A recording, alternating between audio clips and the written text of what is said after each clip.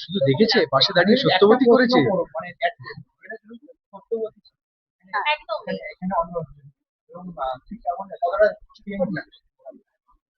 মানে দারুণ লাগছে, আমি নতুন করে আবারও গৌরবের ফ্যান হয়ে গেলাম। মানে I think he is the most handsome Byomkesh ever. কিন্তু হ্যাঁ, মানে আমরা অ্যাকচুয়ালি দুজনে ডেবিউ করেছি আর ব্যোমকেশ সত্যবতী টুগেদার।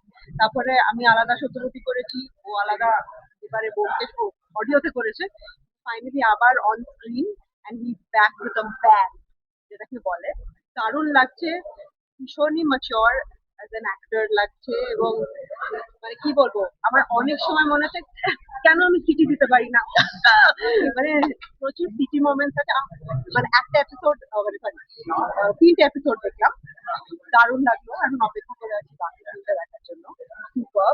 আর আমার ওর আর অর্ণর কেমিস্ট্রিটাও দারুণ। কি বলবো, আর এত এত প্রশংসা পাশে দাঁড়িয়ে শুনতে হচ্ছে, মানে thank you so I much. Friend you well. Yes, thank you. টলিউডের খবর পেতে চান, সাবস্ক্রাইব করুন টলি সিক্রেট আর পেয়ে যান আপনার পছন্দের তারকার লেটেস্ট আপডেট।